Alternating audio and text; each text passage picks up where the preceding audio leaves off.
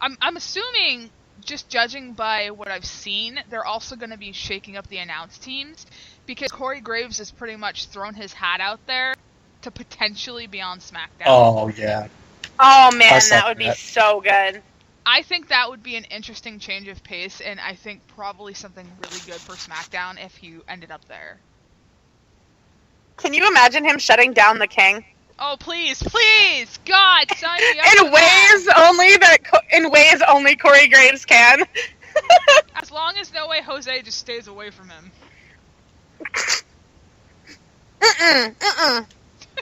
No way. No way. There was nothing more satisfying to me watching NXT this week than Corey Graves requiring a rape whistle. There was nothing more satisfying, okay? That was the moment of the week for me.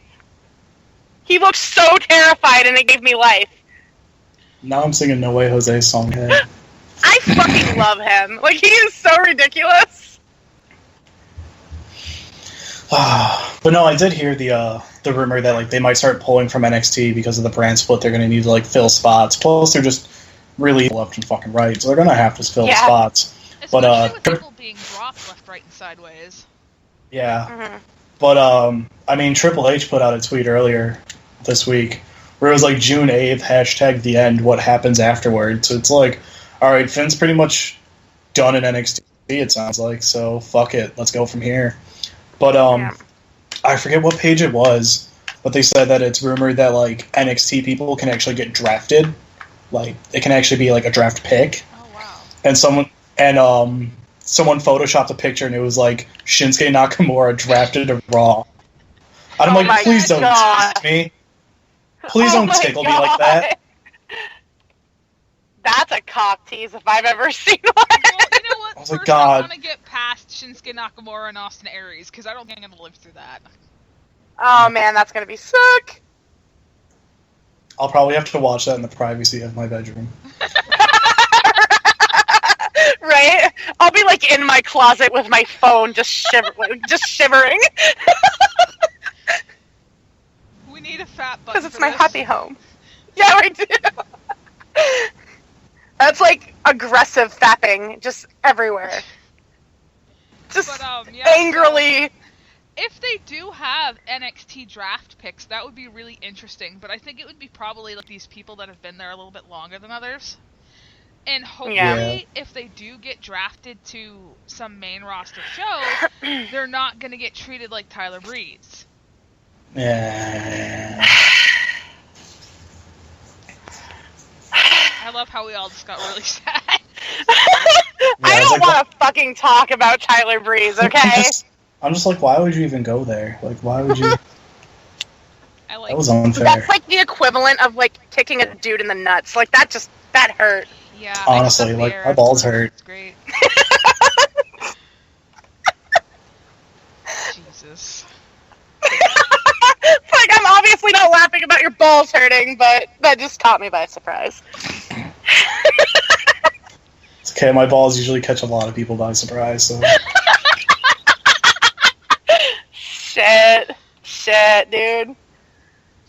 But yeah, like... Okay. Getting back to that, I think that the only way this draft is going to be, like, salvageable for me is if they do pull NXT people. Like, I'm already done with the concept of a draft before it even fucking begins, because it's like, it's literally fucking war flashbacks at this point. I feel like I went through fucking Nam, and I just don't want to do it again. My medication ran out. I can't handle this. Like, fuck. It was really funny. Facebook has, like, these, on this day posts, like, it'll go back to, like, your former posts from years ago, and a couple of days back, I had, seen a post about the supplemental draft, and they had drafted Alex Riley from Raw SmackDown, which at that time had broken up him and The Miz, and I said on that post, if they don't do anything with him, I am going to set the WWE on fire. Guess what? Nothing happened. He got screwed over. He got sent to NXT, and now he's no longer employed. I think there's a and you still didn't light anything on fire. I know. I have to get Stamper first. in years, but whatever. Stick that thumb out and let's go. I'll get on my tricycle and ching ching. We'll just all meet in Stanford with gasoline and chips. Meet people for the fuck train. Shit. So, Now if that fucking building goes up, we're fucked. Just so you know, premeditation, it does hold up in court. okay, you know what? I have massive anxiety on the road, so you can't prove it by me. It wasn't her. God damn it. She's still, it wasn't her. She can still like talk, so it's not her. God damn it. Jesus. So, I think as far as this being kicked out as something that is legible and something that we're gonna want to watch, a lot of it rests very heavily on the writers, because they're changing that up as well. I know it's laughable, Sorry. but Sorry. they need the writers to write strongly for SmackDown and actually come up with new things. I'm sure, like, the first couple of weeks, it might be exciting and fun, but then they're just gonna fall right back into what they were doing before. Yeah. That's my biggest concern with it, because, like, we've seen, like, they've been able to pull out, like, really exciting stuff for a few weeks, and then, like, it just falls right back into the same redundancy. Yep. And you can't do that. Like, if need be, you need to hire new writers. You need to get your team strong. You need to, like, get on the same level and actually, like, I don't know, do your fucking job. Too smart. Shh, too smart. You guys have Jimmy Jacobs for a reason. Let him work. Yeah, right. Are you okay? Yeah, he was with Freddie Prinze Jr. for a while. Oh, Jesus. I Dark totally days. forgot. Dark days. Y'all forget that, like, Fred from Scooby-Doo was a writer? Like, because that haunts me to this day. Hey, at least it's not Billy Corgan. Jesus fucking Christ. Ah. The only thing that's smashing in is their ratings. That's true. That's so sad. But it's so true. Anytime I see anything that has, like, TNA tagged to it, my heart kind of, like, feels sad for, like, 20 seconds. Nah. Because, like, that's kind of the equivalent of getting the, like, you have AIDS and you're gonna die in a week kind of thing. It's like, I'm sorry, there's nothing we can do for you, here's TNA. And it's like, oh, Shit, I mean, I think I'd rather just die. Yeah. And Netflix. I mean, apparently, Go ahead. since SmackDown's going to Tuesday, TNA has to compete with SmackDown now. Good luck. Goodbye. Good luck. Oh, Which means that's AJ, totally intentional. which means AJ just gets to say "fuck you" to Dixie one more time. She's, like, literally crying in a corner somewhere.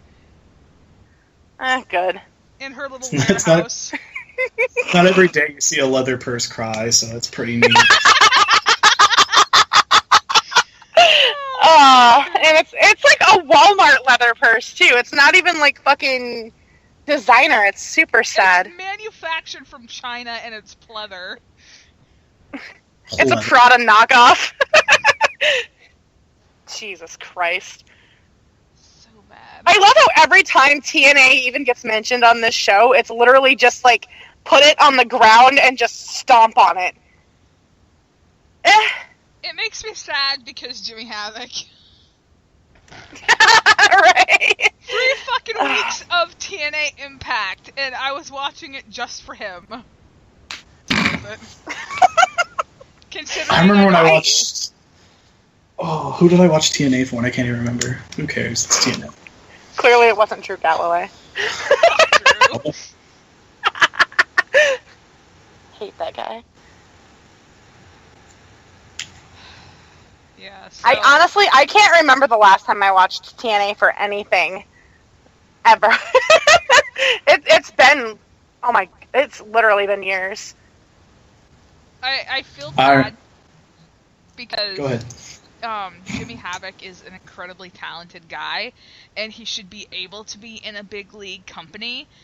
So the WWE really needs to get on hiring him as soon as he's able, but at the same time, I feel like he's not PG enough for their product. No. I mean, no.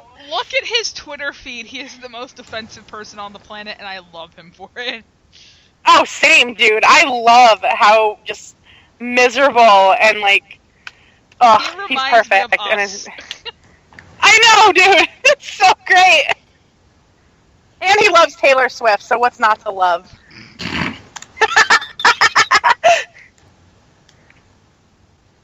Fucking advocate for Jimmy Havoc 2016. That's right.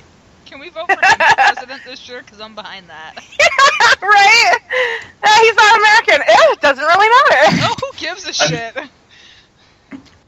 I mean, you gotta think, like, every time, like, a talent comes over to WWE, they use something that they used to have, but, like, they tweak it to make it, like, WWE and somewhat family-friendly. Like, Finn came over, and Bullet Club became Balor Club, and, like, we had Kill Steen Kill, and now it's Fight Owens Fight. And it's like, we have, like, Die Havoc Die. It's like, what are we gonna have, like, fucking Not Live, Jimmy Not Live? Like, fucking... Pass away to me, pass away. cease to be. I would buy that shirt, I'm not gonna lie. I would too. I really want a shirt that just says fuck you all, and I want to wear it under my work shirt. Marvelous. On a random note, God. I just saw this posted by Wrestling News Source. Hideo Itami is supposed to be coming back sometime soon here. Thank God. Oh, thank goodness. That 1 year guy- later. He's been out 13 months, and a lot of it has to do with complications from the surgery that he had. But A poor guy. better late than never. I love him, so it'll be so good to have him back.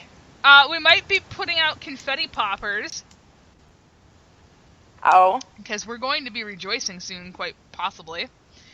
The Wrestling Observer is reporting that there has been virtually no contact between WWE and Ryback ever since he was sent home by Vince McMahon following a recent SmackDown television taping as the two tried to negotiate a new deal.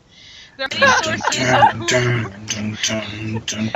who the general feeling is that WWE will likely either have Ryback sit out the remainder of his contract or simply release him.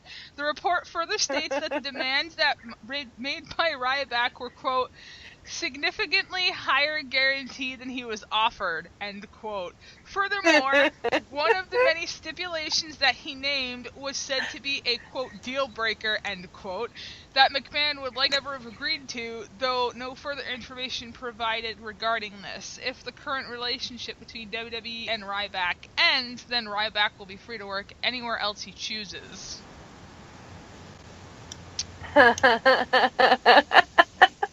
Bye! Okay, so Yes? did anybody ever stop to think to headline this with Ryback not being fed? Like, what happened to the good old days with, like, news reports that had puns in the title? Like, I fucking... Rework the title for us, please. Ryback not being fed. I also read earlier that, ever since WrestleMania, Vince has actually reached out to The Undertaker, and The Undertaker isn't responding. Did he finally die? Surprisingly, no. His love for Vince McMahon died. Oh. The rumor is Vince actually talked to Undertaker. He goes, well, how about we let Shane win? And Undertaker just kind of stared him down and went, what? He goes, yeah, like, if Shane wins, like, we can kind of do this brand split thing. And Undertaker just went, what? And Vince kind of just stared. He was like, just think about it. And Undertaker went, okay, I'm not doing it. So that's why Shane lost, and we had to delay the fucking brand split for 2 months. But I guess ever since then, Vince has been trying to call The Undertaker, and he's like, hey, like, you know, I want you to do something for SummerSlam. The Undertaker, I'm not talking to you. So they're talking about quote-unquote freezing his contract to where, Jesus like, Christ.